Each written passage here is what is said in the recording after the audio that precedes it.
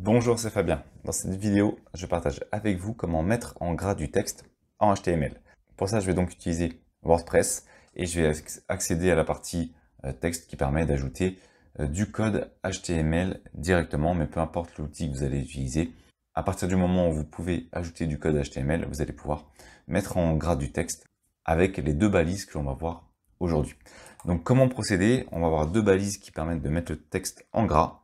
Donc on va utiliser la balise B, on la positionne juste avant le texte qu'on souhaite mettre en gras, et ensuite on ferme la balise B juste après le texte que l'on souhaite mettre en gras. Donc on ajoute l'anti-slash avant la lettre B, ce qui va indiquer qu'on ferme notre balise. Ensuite on fait prévisualiser, et en faisant prévisualiser, eh bien on va obtenir ici le texte en gras, comme on peut le voir, donc on a bien le texte qui est désormais en gras.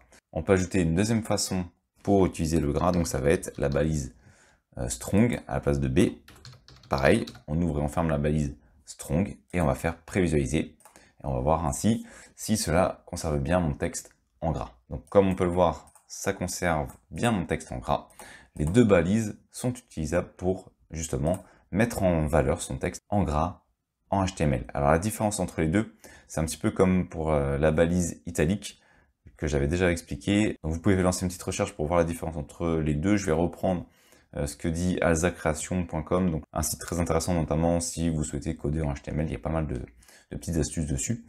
Et ils indiquent bien que la différence entre B et strong, c'est tout simplement que B indique un texte qui est mis en valeur différemment, mais par défaut en gras, quand strong indique une mise en exergue plus forte de ce texte, donc un renforcement visuel de ce texte, ce qui donne également l'apparence de mise en gras. Voilà, donc à vous de voir quelle balise vous souhaitez utiliser, mais les deux sont possibles.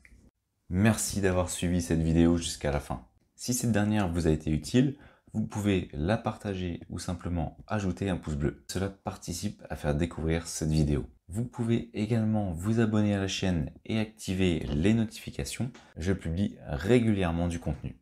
Merci et je vous dis à bientôt pour une nouvelle vidéo.